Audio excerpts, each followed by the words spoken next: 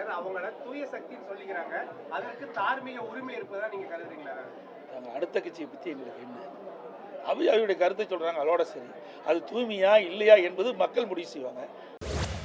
போட்டியிட மாட்டேன்னு சொன்னதுக்கு காரணம் வந்து தலைவர், மாநில தலைவர் முடிவெடுப்பான்னு சொல்லியிருக்கேன். போட்டியிட மாட்டேன் என்று சொல்லும்போது எந்தெந்த தொகுதியில் நிற்கிறான்னு எனக்கு தெரியாது. நிற்கும் போது அதை வந்து அனைவரும் வெற்றி பெற செய்ய வேண்டும் என்பதற்காக நான் போட்டியிடுவதை விட பிறரை வெற்றி பெற செய்வது என்ற சிறப்பாக இருக்கும் என்ற அடிப்படையில் நான் சொல்றேன். கிடைக்கிற வாய்ப்பு நான் ஏற்கனவே வந்து பாராளுமன்ற உறுப்பினர் இருக்கேன், சட்டமன்ற உறுப்பினர் இருக்கேன். என்னுடன் பயணித்தவர்கள் நிறைய பேர் இருக்காங்க. அவங்களுக்கு வாய்ப்பு வாங்கி கொடுத்து அவங்களை வெற்றி பெற செய்தால் சிறப்பாக இருக்கும் என்று அந்த கருத்தை சொல்லியிருக்கேன்.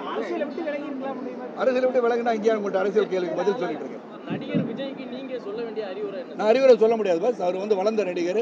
அவருக்கு நான் என்ன அறிவுரை சொல்றது? அரசியல்வாதியா நீங்க அவருக்கு சொல்ல அரசியல்வாதியை நான் இன்னும் ஏத்துக்கல. பார்க்க தானே போறீங்க. திருச்சியில் நடக்கிற மாநாட்டில் 234 பேரையும் அந்த மாநாட்டில் அமர வச்சு அறிவிக்கும் போது பாப்பான் பாருங்க, என்னடா எல்லாம் பள்ளிக்கூடத்துல இருந்து நேரம் கூட்டி வந்துட்டான் போல இருக்கு. புயலாம் எங்கடா பிடிச்சான் அப்படின்னு சின்ன சின்ன பசங்களா இருக்கும். இவனா என்ன அரசியல் தெரிய போகுது அப்படின்னு கேட்டாயின்னு வச்சுக்க கொன்னுருவான். சொல்றாங்களே, எங்க அம்மா சொல்றாங்களே, இந்தண்டி பிள்ளைகள் எல்லாம் நிறைய பேர் இப்ப பரீட்சைனால வெளியில அங்க திடுறான். எங்க இருந்து எந்த தோட்டா பாயும் தெரியாது வருவான்.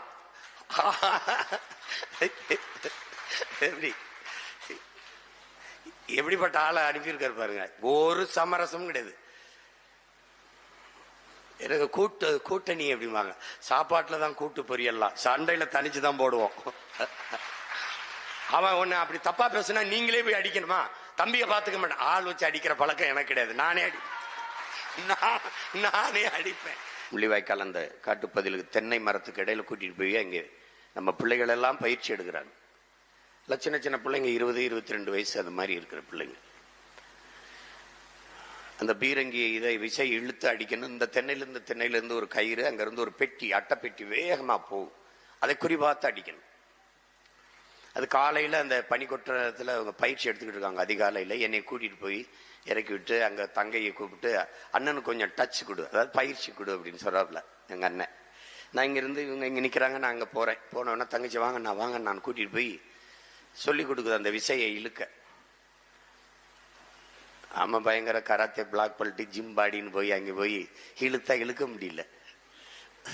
கேவலமா போச்சு. அப்ப எங்க அண்ணன் என்னாச்சு அப்படிங்கிறாப்புல. சூசை என்ன இல்லை ஒன்றும் இல்லை. நான் அப்போ ஒரு தங்கச்சி கிட்ட வந்து காதுக்குள்ள வந்து, அண்ணா இதுக்கு உடல்ல வலு இருந்தா பத்தாதுன்னா உள்ளத்துல வெறி இருக்கணும். நான் பாருங்க திரும்பி அப்படியே பார்த்தேன். உள்ளத்துல காது கிட்ட வந்து சொல்றா, உள்ளத்துல வெறி இருக்கணும்னா உடம்புல வலு இருந்தா பத்தாது அப்படின்றப்பல. அப்போ ஒரு வெறியை ஏத்திக்கிட்டு இழுத்து அந்த விசையை இயக்குனேன். பாஜக திசை தெரியாத கப்பலாக நிற்கிறது. நயனார் நாகேந்திரன் அவர்களை பொறுத்த மட்டுமே தன்னுடைய சட்டமன்ற தொகுதியில் வெற்றி பெறுவாரா என்பது மிகப்பெரிய சந்தேகத்துக்குரிய விஷயமாக போகிறது.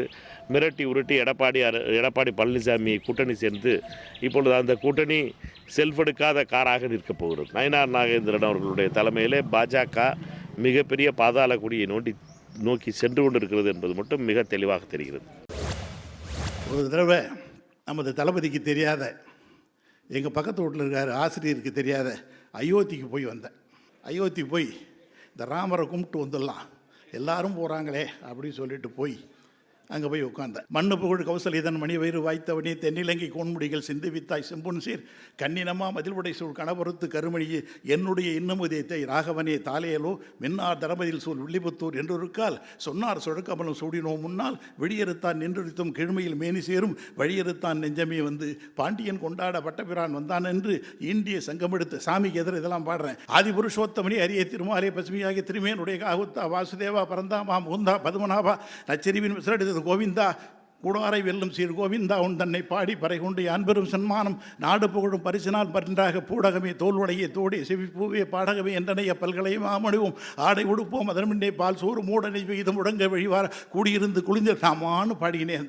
கண்ணை திறந்து பார்த்தா என்னை சுற்றி 100 சாமியார்கள் காலை தொட்டு கும்பிட்டான். பாட்டேன் என்ன சாமியார்னே நினச்சிட்டான். வணக்கப்பா வணக்கம் வணக்கம் வணக்கம் வணக்கம் எங்கேருந்து வரீங்கன்னு கேட்டால் எங்கள் பிலாங்ஸ் டு தமிழ்நாடு அப்படி சொன்னோம். ஓ அப்படியா அப்படி சொல்லிட்டு அந்த மூலஸ்தானத்துக்கு முன்னாடி தான் நின்னேன். சரி எல்லாரும் நம்மளை சாமியார் ஆகிட்டான். சரி மூலஸ்தானுக்கு போகலாம்னு ஒரு கால் எடுத்து வச்சேன். டப்புன்னு தடுத்துட்டான். என்னப்பான்னு கேட்டேன். மோடியே நாங்கள் உள்ளே விடலை, நீங்கள் எம்மாத்திரம் உள்ளே போகக்கூடாது, வெளியே வேணாலும் எவ்வளோ பாட்டு பாட வேணாலும் பாடுங்க, நீங்களாம் உள்ளே போக முடியாது சொன்னான். நான் சொன்னேன், உங்கள் மோடி எங்கள் ஊருக்கு வர சொல்லுங்கள், பிரதமர் எங்கள் ஊருக்கு வர சொல்லுங்கள், எல்லா கோயிலுக்கும் நாங்கள் அழைத்து சொல்லுகிறோம் அப்படின்னு சொல்லிட்டு வந்தேன். உடனுக்குடன் செய்திகளை தெரிந்து கொள்ள சன் நியூஸ் பெல் ஐகானை கிளிக் பண்ணுங்க.